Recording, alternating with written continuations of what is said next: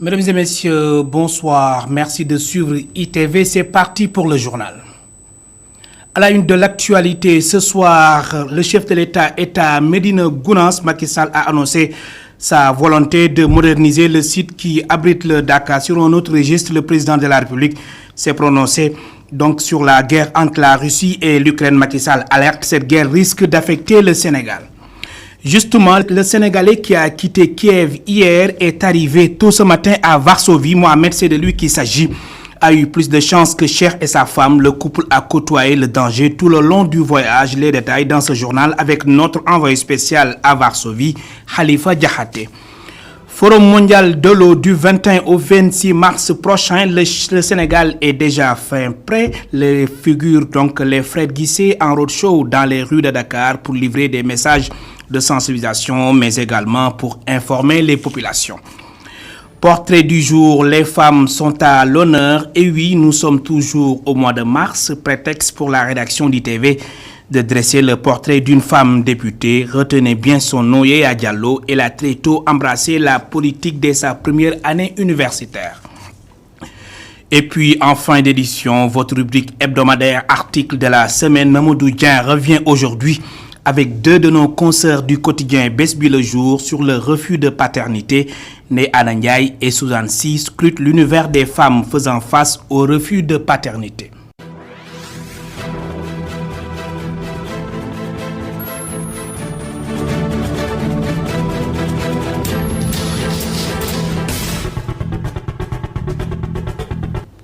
Bonsoir et bienvenue. Le Dakar de Médina Gounass tire à sa fin et le comité d'organisation tire justement un bilan satisfaisant pour les 8 jours. Le porte-parole du cadre d'échange et d'organisation des disciples de Thierno Aladji Mohamedou Seydouba, une structure qui appuie le comité d'organisation du Dakar de Médina Gounass, a salué le bon déroulement de cet événement religieux. Amadou Barrow y invite donc les pouvoirs publics à redoubler d'efforts pour satisfaire les pèlerins en eau et en électricité. Je vous propose de l'écouter au micro de nos envoyés spéciaux, Ousseynou Sow et Sidignan. En termes d'organisation, tout se passe bien. On n'a pas encore noté d'incident et on souhaiterait que ça se termine ainsi. Tous les services de l'État qui étaient convoqués ou qui étaient destinés à être là sont venus et ils ont apporté vraiment leur soutien, que ce soit la gendarmerie, que ce soit les services d'hygiène, que ce soit les sapeurs-pompiers. L'innovation a été ce qu'a apporté la structure qui s'appelle Cadre d'échange et d'organisation des disciples de Thierno Aladji Mohamedou Seydouba. Nous avons aménagé une tente de 50 mètres sur 25. Et ça, c'est pour accueillir vraiment les ordres de Thierno Aladji Mohamed Saïd. Comme vous le savez, le Dakar est l'unique dans son genre. On ne le voit pas. Il n'y en a pas dans un autre pays où on voit le Dakar pendant 10 jours, une retraite spirituelle de ce genre. Dans une forêt, plus de 10 km de la ville sainte de Médina Gounass. Donc c'est dans des conditions extrêmement difficiles.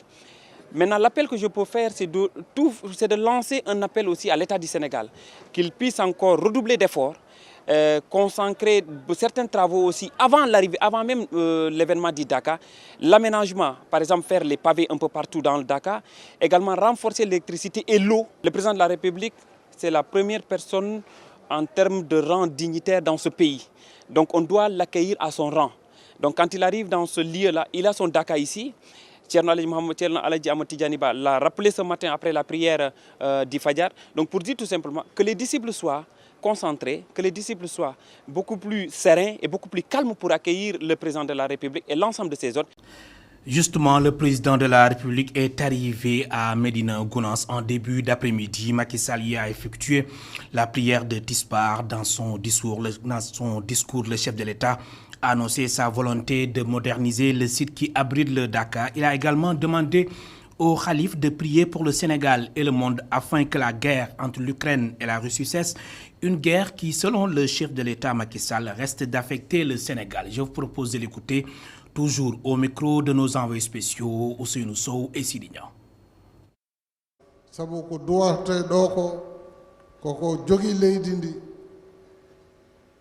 Dakar est un endroit où les prières sont exaucées. C'est pourquoi je demande que vous formulez des prières pour le Sénégal, pour l'Afrique et pour le monde. Parce que nous sommes dans un monde qui aujourd'hui traverse beaucoup de difficultés. Il y a des guerres qui sont déclarées en Europe et on ne sait pas où est-ce que ça va se terminer. Et ça va carrément impacter sur notre pays, sur notre économie et sur nos modes de vie. C'est pourquoi je demande vraiment à tous ceux qui sont ici de formuler des prières pour que la paix revienne entre la Russie et l'Ukraine. Je rends grâce à Dieu de m'avoir permis de revenir ici. Revenir ici et voir Thierno Ahmed Tidiane Ba et tous les chefs religieux qui sont ici. Après cette pandémie que nous avons traversée ici dans notre pays et dans le monde.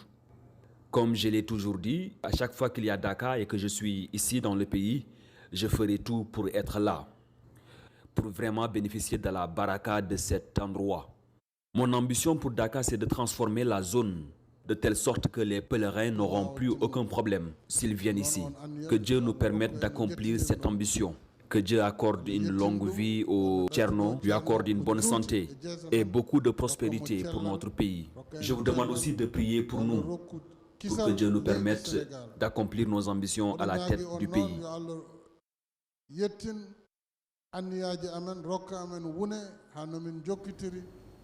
Les propos de Macky Sall recueillis par Ousseynou Sow et Sidignan et traduits par Omar Khan. Tout à fait autre chose à présent. Forum mondial de l'eau du 21 au 26 mars prochain au Sénégal. Les frères Guissé en roadshow à Dakar pour livrer des messages de sensibilisation, mais aussi pour informer les populations. En musique, ils ont sillonné les rues de la capitale. Plus de précision avec Mme Seynabou Babou et Moussa Fall. Les frères Guissé en roadshow dans les rues de la capitale pour informer les populations de la tenue du 9e Forum mondial de l'eau. Une caravane composée de jeunes. La musique est au rendez-vous. Des messages forts lancés. Donc nous, ce que nous faisons, c'est juste essayer de rapprocher la population au forum. Il y a plusieurs chefs d'État, une forte délégation, plus de 10 000 personnes qui sont au Sénégal pendant une semaine à discuter autour des solutions des eaux. Il faut que la population soit au courant. Donc nous serons entre ce pont, essayer de toucher les populations. Aujourd'hui en roadshow, on va sillonner les rues de Dakar en musique pour attirer l'attention, en profiter pour donner des messages, que les gens sachent que, la population sache que au Sénégal du 21 au 26 jusqu'au 27, tout le monde s'y retrouve. La démarche des frères Guissé est bien appréciée par le secrétaire général exécutif du 9e Forum de l'eau. Abdoulaye Sène revient sur l'objectif de ce roadshow.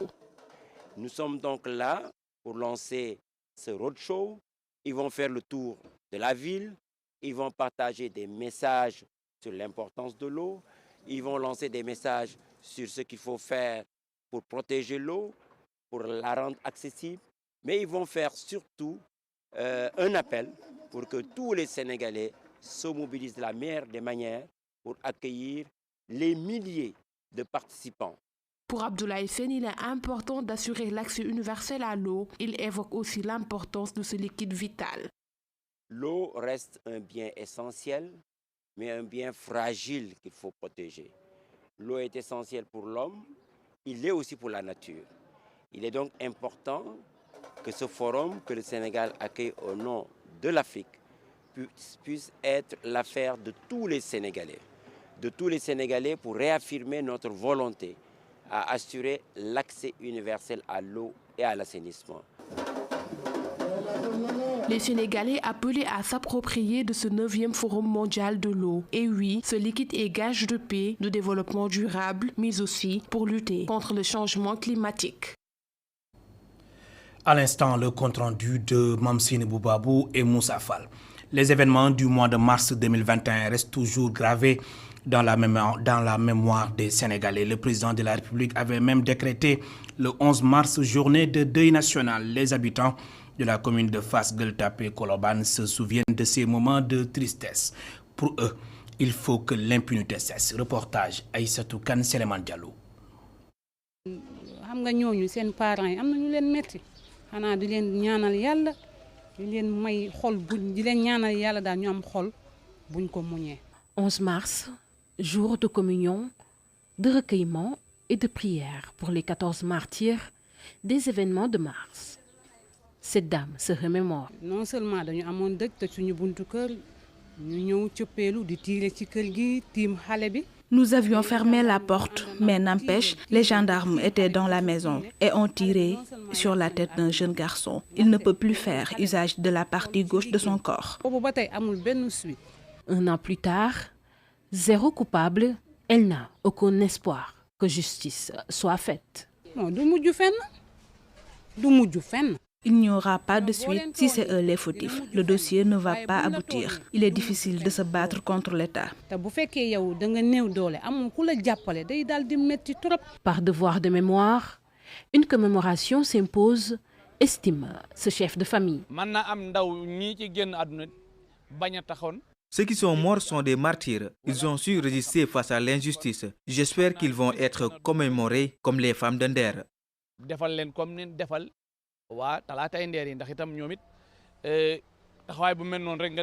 Quoi qu'il en soit, aujourd'hui, les jeunes devraient être conscients. Les jeunes doivent être conscients, ne plus répondre à la manifestation des hommes politiques. Aujourd'hui, leurs parents sont les seuls perdants. Plus jamais, ça suffit, que justice soit faite. 14 en partie à la fleur de l'âge, des blessés et mutilés. À coup sûr, ils seront gravés à jamais dans la mémoire de tous les Sénégalais.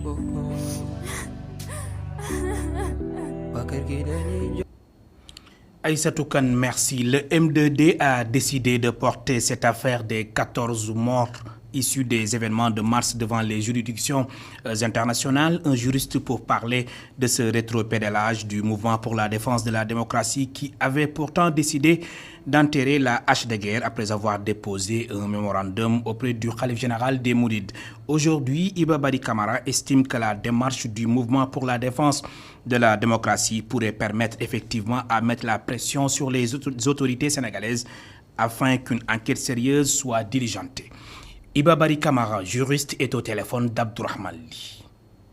Effectivement, au niveau international, il y a bien sûr des organisations qui peuvent, en fait, elles-mêmes venir sur place, conformément à des conventions, ou bien venir sur place, en fait, soit inciter les autorités sénégalaises à mener effectivement l'enquête, ou alors à accélérer la canasse, comme on dit, ou alors elles-mêmes en collaboration avec les autorités sénégalaises, procéder justement aux enquêtes, aux fins, justement, d'identifier donc les responsables et éventuellement de les poursuivre. Peut-être que, en fait, il y a une évolution donc dans ce sens, donc avec une décision qui aurait été prise par la CEDEAO, effectivement, donc l'État du Sénégal peut être contraint à effectivement diligenter sérieusement donc une enquête pour toujours pour débusquer les potentiels auteurs. C'est une avancée pour dire simplement qu'il ne revient pas seulement aux seules autorités sénégalaises de décider. Aujourd'hui, c'est une autre consécration donc d'un pouvoir supranational qui pourrait effectivement contraindre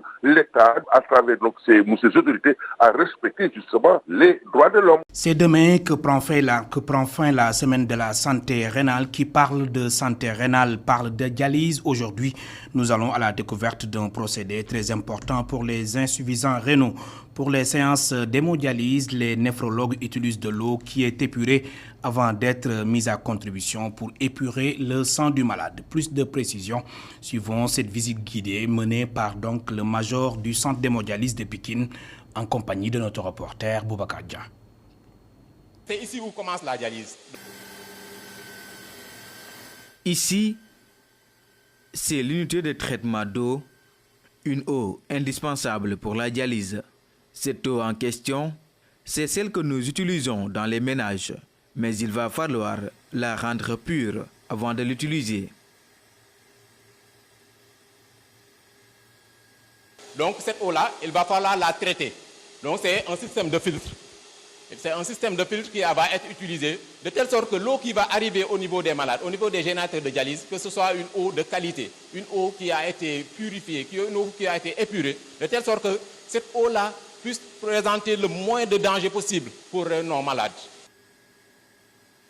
Pour purifier l'eau, tout ce système est mis à contribution.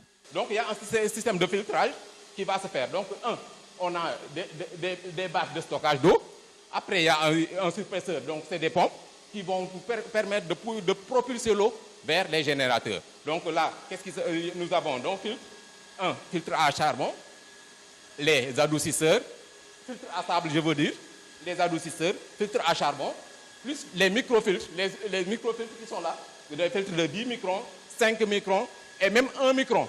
Et vous verrez que cet ensemble de systèmes de filtration, ça va nous permettre d'épurer tout ce qui est ion qui n'est pas nécessaire ou bien qui risque de poser problème au niveau de la séance, mais aussi va nous permettre d'épurer et d'éliminer tout ce qui est chlore, chloramine ou bien les pyrogènes qui pourraient gêner, qui pourraient causer des problèmes au niveau de la séance. Et après ce système de filtration, il y a un autre système de filtration, mais encore beaucoup plus sophistiqué, qu'on appelle l'osmoseur. Donc c'est cet osmoseur-là qui va utiliser un système de filtration avec ces membranes qui sont là, donc c'est des filtres aussi, donc avec un système qu'on appelle le système d'osmose inverse. Donc c'est ce système d'osmose inverse qui va nous permettre d'arriver maintenant avec une eau de qualité au niveau de la salle de dialyse. Nous sommes dans la salle de dialyse. Cette machine va faire le reste du travail. On aura besoin d'un apport vasculaire pour faire sortir le sang du malade. Le sang là va être utilisé, va passer par un système extracorporel pour se retrouver au niveau du rein artificiel du malade. Donc voilà le rein artificiel. Donc c'est ça qui va jouer le rôle du rein qui est déjà au niveau de ce rein qui est malade. Donc il va falloir essayer de le remplacer par ce rein artificiel là. Donc l'eau, le dialysage dont je parlais tout à l'heure, qui est composé de l'eau qui est pré-traitée, donc de l'acide et du bicarbonate, va arriver par là. Donc il va se croiser avec le sang du malade au niveau du rein artificiel qui est là. Donc le dialysage va remonter, au même moment, le sang va descendre. Donc les deux vont se croiser. Donc il y aura les échanges, c'est ici où les échanges vont se faire. Donc le dialysage va aspirer les déchets qui s'étaient accumulés au niveau du sang du malade. Et en même temps, s'il y a nécessité qu'il y ait de produits qu'on doit injecter au malade, on peut les faire passer par le même dialysage. De telle sorte qu'il y aura des échanges. Donc c'est un système d'échange avec un filtre qui est semi-perméable. Donc ce n'est pas tout qui va passer, mais il y aura une sélection tout simplement. Donc on va éliminer les déchets et l'excédent d'eau. Donc il peut y avoir échanges qui vont quitter les dialysages vers le malade. Et ainsi, la séance, après 4 heures de temps, donc le sang qui retourne vers le malade par le système veineux, donc la ligne bleue. Donc ce sang-là, donc normalement c'est du sang qui est épuré. Maintenant le sang qui sort, c'est le sang qui est essuyé, et le sang qui retourne, c'est du sang épuré. Donc cette séance d'hémodialyse va durer 4 heures. Par la suite, le malade peut aller vaquer à ses occupations avant de revenir 2 jours plus tard pour une nouvelle séance avec les mêmes procédés. Les insuffisants rénaux font 3 séances d'hémodialyse par semaine. 127 agents des forces de défense et de sécurité de Saint-Louis, Matam, Kédougou et Ziguinchor ont été outillés dans la lutte contre le banditisme, la criminalité transfrontalière organisée, la gestion des risques sanitaires aux frontières et aux mesures de prévention et de contrôle des infections. C'est une initiative de l'OIM, Organisation internationale pour les migrations, en collaboration avec la police nationale. Mamsedou Nour est le directeur de la police de l'air et des frontières. Il est ici au micro d'Assanba, notre correspondant permanent à Ziguinchor. C'est des sessions qui viennent à point nommé, comme on dit, donc qui tombent à pic, parce que, comme vous le savez, le Sénégal, comme les gens aiment à le dire, est un îlot de stabilité dans un océan d'instabilité. Et nous le saluons et nous le devons en partie également au travail quotidien qui est effectué par les forces de défense et de sécurité dans leur ensemble. Bénéficier d'une telle formation est un plus dans la prise en charge de l'aspect sécuritaire de la gestion des frontières, qui implique une anticipation. Et comme je l'ai dit, les menaces ne sont pas seulement dues à l'instabilité au niveau de nos voisins, mais également il y a les menaces sanitaires qui sont là. Et les modules ont impliqué la prise en charge de ces menaces sanitaires.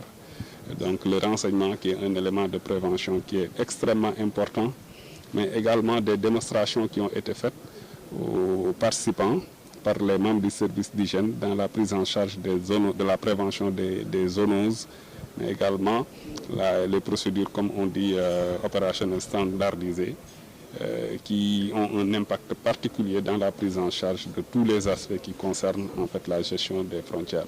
Donc c'est un plus qui vient donc à point nommé que nous saluons et que nous aimerions voir en tout cas dupliquer dans le futur, donc pour le plus grand bien de nos forces de défense et de sécurité.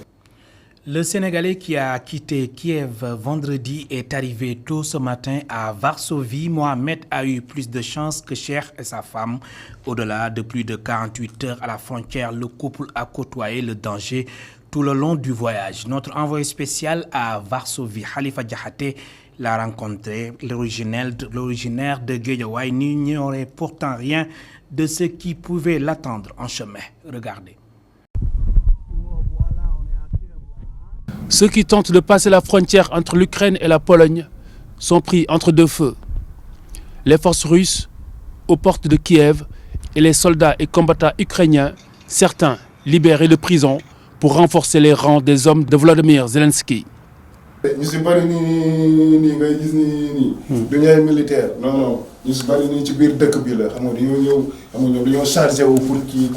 Cherno et sa femme se sont frayés un chemin au péril de leur vie.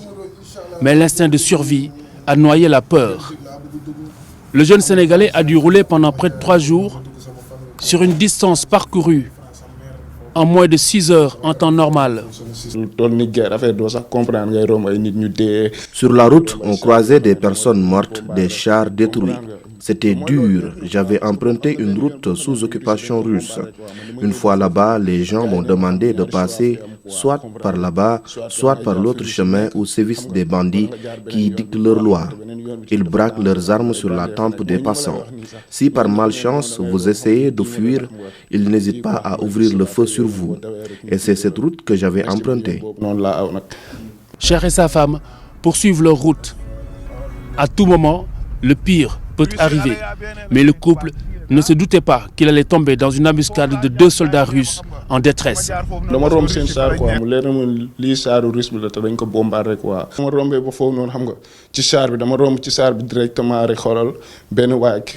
Je suis passé à côté d'un char de combat russe totalement détruit et calciné.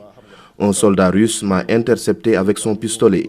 Je n'ai pas cherché à fuir, il parlait le russe pur et dur. C'est ma femme qui m'a fait comprendre qu'il était russe. Il nous a demandé où est-ce que nous allions. Je lui ai répondu que nous voulions quitter la ville. Par la suite, je lui ai donné de l'eau et quelques fruits et c'est ainsi qu'il nous a laissé partir en nous mettant en garde de ne plus revenir dans la ville. La route sera longue avec son lot de péripéties, mais Cheikh et sa femme parviendront finalement à rejoindre l'un des 9 postes frontières. Là, un autre calvaire les y attend. Après, mais bon, avant frontière, j'ai fait 2 jours à la frontière entre la Pologne et l'Ukraine. Il y en a qui m'ont dit qu'ils ont passé là-bas 4 jours, ce qui était vrai. Il y avait un monde fou sur une longueur de 30 km. C'est incroyable. Je n'en revenais pas. Je courais de partout. Et je peux dire que c'est cela qui m'a permis de traverser aujourd'hui. Sinon, je serais resté encore là-bas.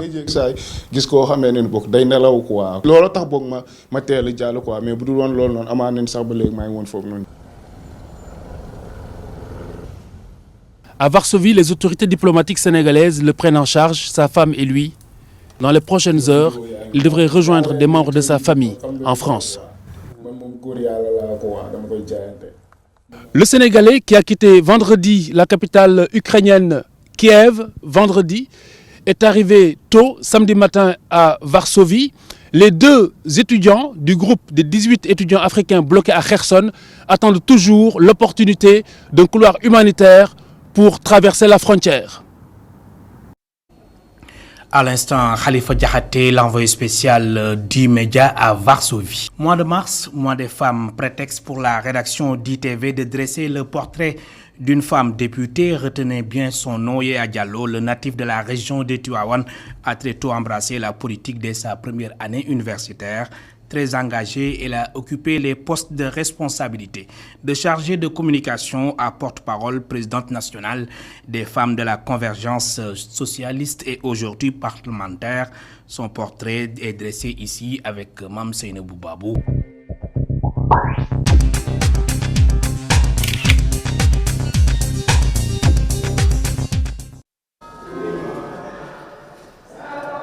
Elle fait partie des parlementaires les plus jeunes de la 13e législature. La députée Yaya Diallo a fait ses pas dans le militantisme dès sa première année universitaire. Elle a gravi les échelons très vite de chargée de communication à porte-parole. Elle a fini par occuper la place de la présidente nationale des femmes de la convergence socialiste. C'est à la suite de cela que des responsables ont jugé nécessaire de m'amener à la base pour que je puisse militer intégralement au Parti socialiste.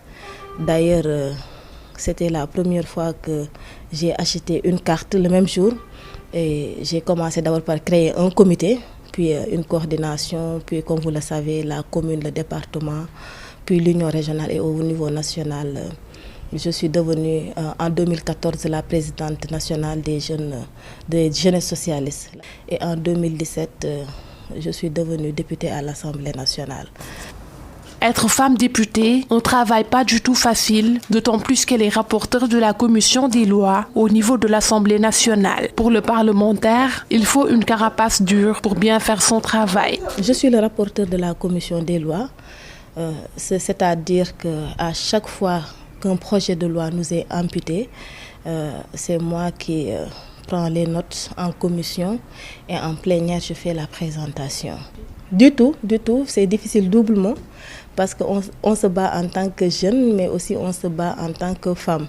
C'est un milieu d'hommes, il faut être carapacé politiquement, physiquement, intellectuellement pour faire face.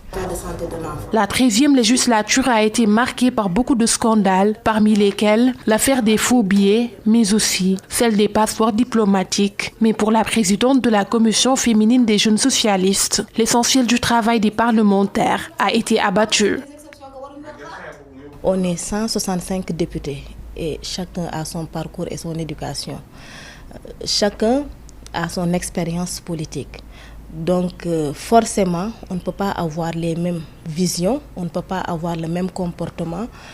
Mais au-delà des scandales, moi je me félicite du travail de fond qui a été fait à l'Assemblée nationale. Parce que si on est en commission, on voit que le pouvoir, comme l'opposition, comme les non-inscrits, débattent à fond sur les projets de loi qu'ils ont amenés. L'honneur aux dames en ce mois de mars, beaucoup d'acquis ont été obtenus pour les femmes à l'Assemblée nationale, selon elle. Toutefois, elle reconnaît quelques défis qui restent à relever. Le congé de maternité, à mon avis, on doit pouvoir relever ça à 6 mois. Parce que je trouve injuste et inadmissible qu'une femme puisse quitter son enfant à l'âge de 2 mois pour aller travailler. Non seulement ce n'est pas bon pour la santé de l'enfant, la recherche de paternité, je pense que c'est un combat que toute femme devra porter. Je pense que c'est des combats que nous devrons porter là. Yaya Diallo a mené beaucoup de combats qui lui ont même valu son emprisonnement en 2009. Elle fait partie également des jeunes qui ont créé le M23. Sa détermination, sa persévérance et son courage l'ont amenée au fauteuil de député.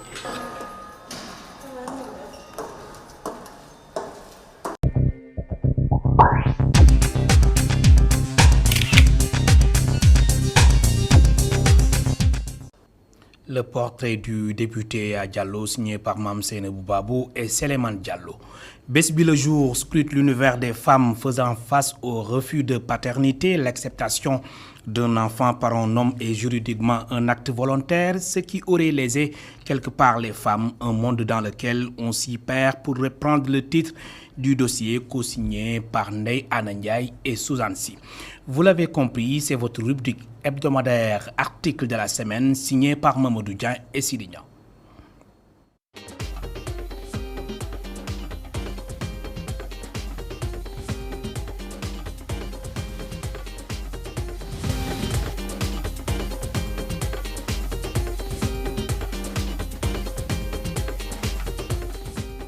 Certains hommes refusent catégoriquement à leur partenaire la paternité d'un enfant.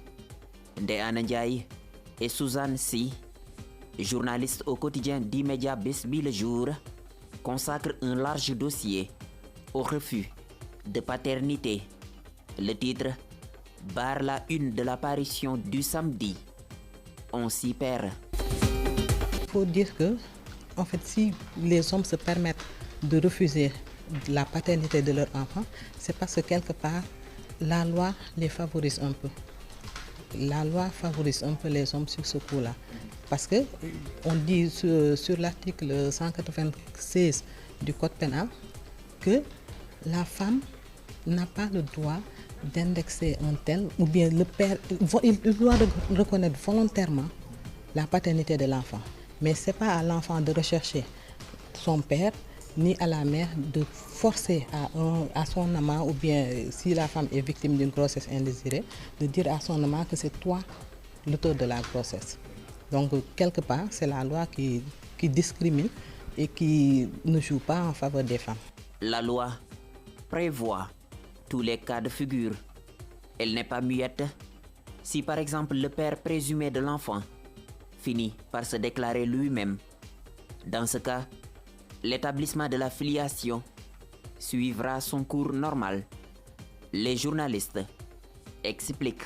En fait, il s'agit dans ce cas-là, si le père de l'enfant ne s'est pas déclaré en amont, il peut à l'avenir dire qu'il reconnaît son enfant. Parce qu'on a vu dans des situations, dans les cas par cas, qu'il y a des enfants qui ont été déclarés un peu tardivement, jusqu'à l'âge de l'adolescence. Il y a même une fille, c'est à la veille de son mariage, que le père s'est présenté pour le déclarer. Là, il peut se rattraper. C'est ça que le code prend en compte. Mais comme l'a si bien dit Anna, il n'y a pas de dispositif qui contraint le père à déclarer son enfant. Un homme peut faire un enfant en dehors des liens du mariage, bien sûr, sans pour autant le déclarer.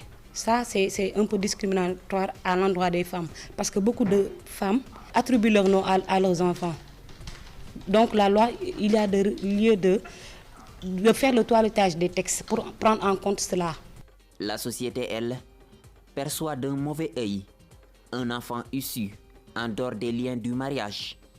Dans ce dossier, Ndéana Ndiaye et Suzanne Sy relèvent des cas de refus de paternité. Je connais une dame, elle est mariée depuis plus de 20 ans. Son père l'a reconnue à la veille de son mariage. Les gens ont dû insister pour qu'il reconnaisse finalement que c'est lui le père de cet enfant. Ça pose problème. Il y a également une jeune fille que j'avais prise au commissariat de la Médina. Son amant a soi-disant refusé la paternité de l'enfant en se prévalant de l'infidélité de la fille. Ça pose problème aussi. Il y a également d'autres cas. Ça, c'est un véritable drame social parce que les enfants qui sont nés hors mariage sont indexés. Il y a même un passage où la sociologue dit que l'enfant qui est né hors mariage est un enfant maudit. On les regarde d'un œil différent que l'autre enfant qu'on considère comme un enfant légitime. Alors que l'enfant n'a pas demandé à venir au monde, c'est les parents qui sont responsables de cette situation. Ces journalistes du quotidien Besbi Le Jour ont recueilli les points de vue des hommes religieux. L'islam et l'Église ont des positions différentes sur ce sujet. Dans ce cas de figure, on a constaté que l'Église était beaucoup plus tolérante sur ces questions que l'islam. L'islam est catégorique sur la question. Un enfant qui est né hors lien du mariage ne peut pas hériter de son père. Alors que dans l'Église, l'enfant a les mêmes droits, les mêmes titres que l'enfant qui est issu des liens du mariage. La reconnaissance du côté paternel est volontaire. Une confidence d'une juriste aux journalistes de Besbi Le Jour dans ce dossier paru samedi.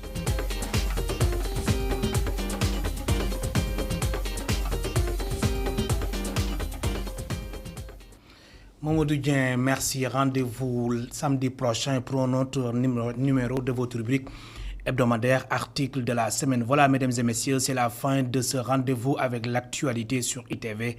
Merci de nous avoir suivis. Bonsoir.